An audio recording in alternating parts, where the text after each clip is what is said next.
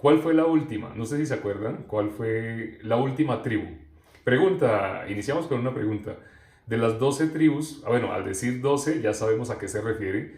Y cuando dice que él estaba en la última, ¿alguien se acuerda cuál fue la última tribu? De las 12 tribus, ¿cuál fue la última? ¿Alguien se acuerda? La última fue la de Benjamín. Ahora, hay alguien más en la Biblia que también fue de la última, de esa última tribu. ¿Quién? Es la persona que más ha anunciado el Evangelio entre los apóstoles, el que más ha anunciado el Evangelio. El último, preciso el último, el último, el que llegó como un abortivo.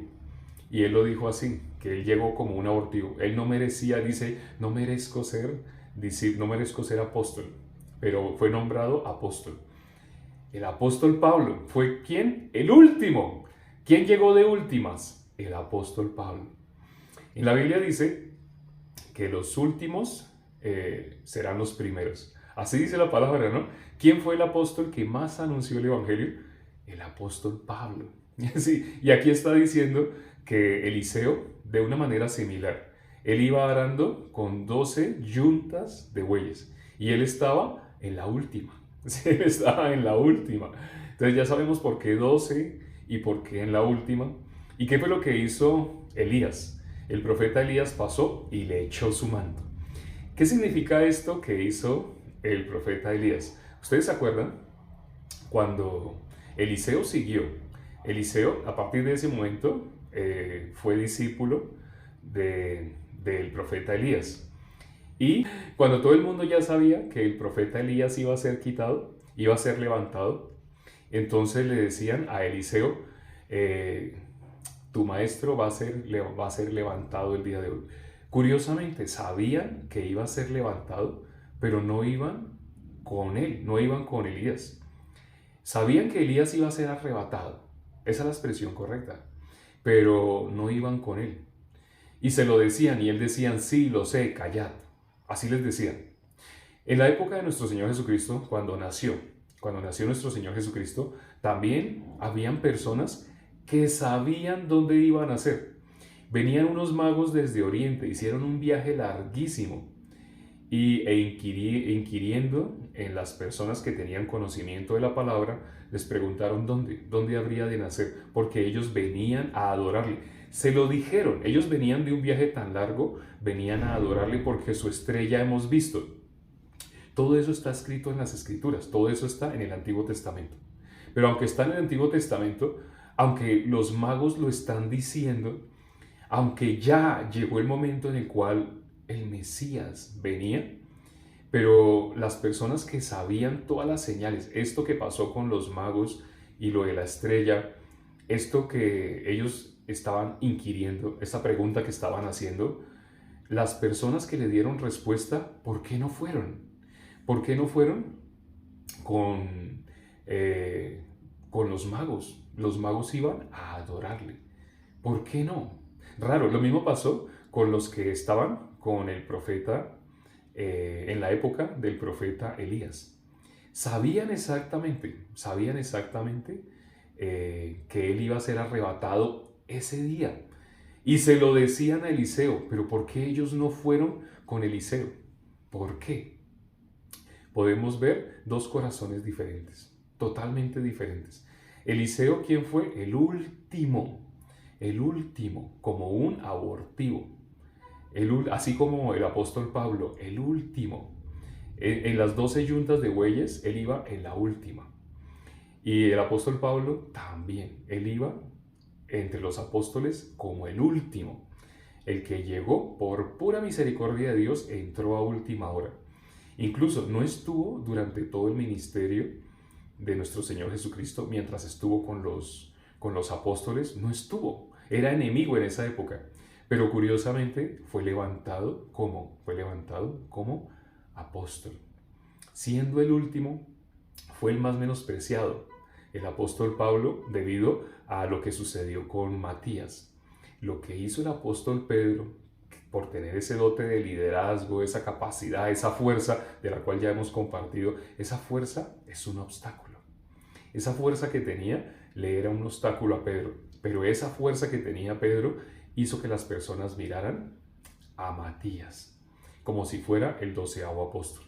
¿Aparece más en la Biblia? No, no aparece más, porque el 12º apóstol fue el apóstol Pablo.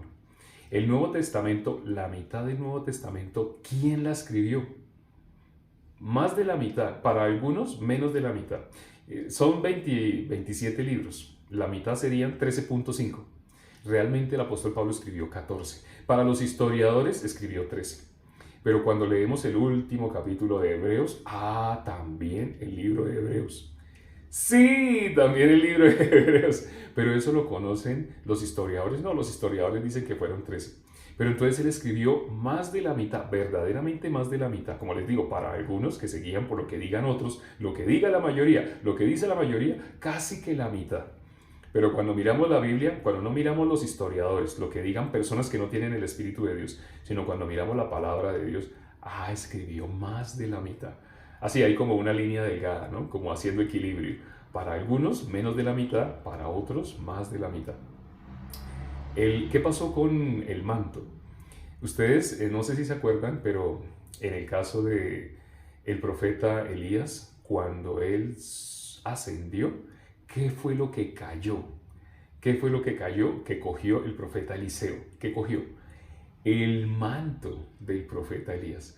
Y azotó las aguas con él. Cuando azotó, se dividieron. Todo el mundo dijo que Elías, el espíritu de Elías, había posado sobre Eliseo. Ciertamente, el profeta más usado después de Elías, ¿quién fue? Eliseo.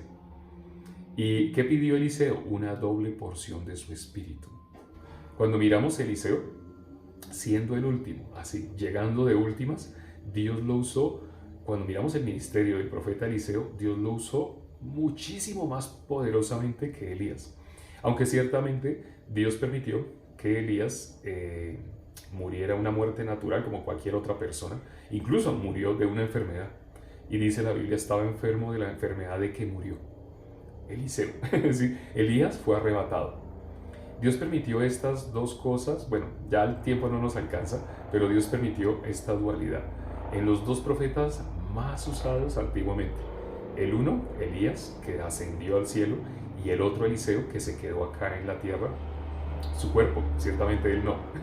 La ciudadanía de un justo, ¿dónde está? En el cielo. Por eso el profeta Eliseo Dios permitió que nos diera un ejemplo.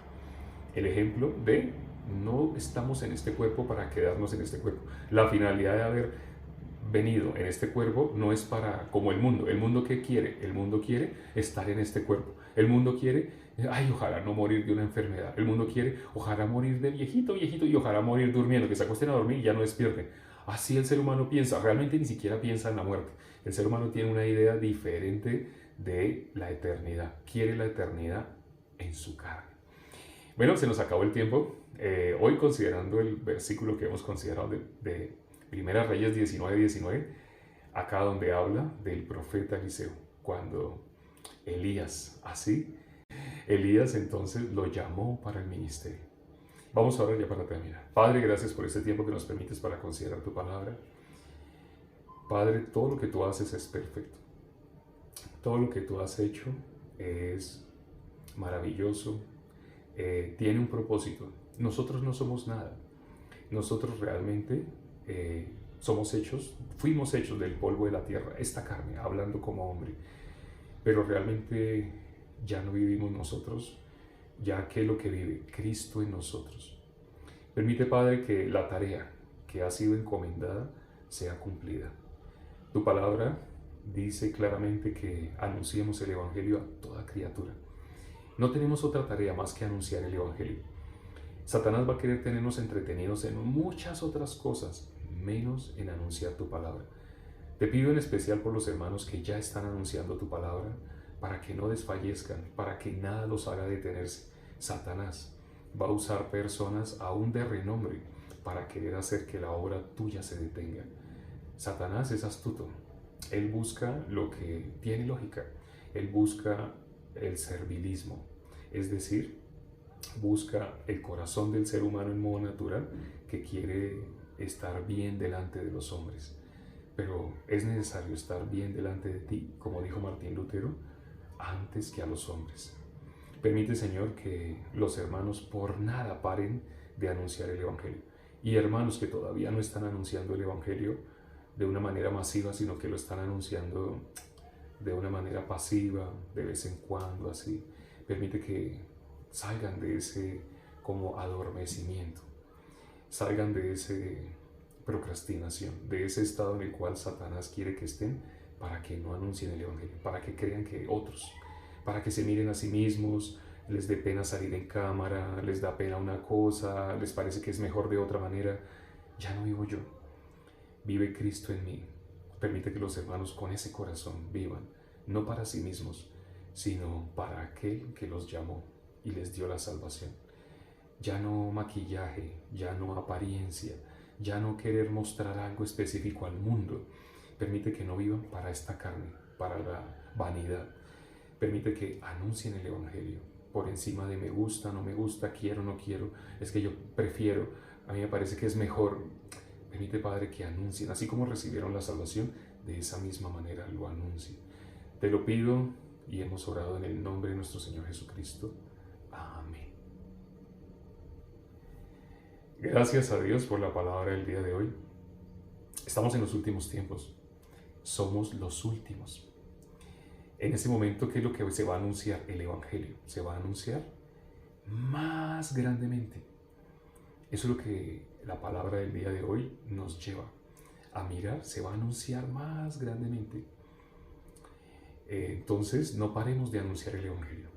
Es el momento de anunciar y anunciar todos los días. No dejar para, yo creo que la semana entrante. Satanás quiere que posterguemos. Cuando aplicamos la técnica de después, esa es la técnica que Satanás quiere, que dejemos para después, luego. ¿Cuándo? Hoy no. Al contrario, bíblicamente es hoy, empieza hoy. Nos vemos mañana con el versículo del día de mañana. Hoy quédense meditando en la palabra del día de hoy. Nos vemos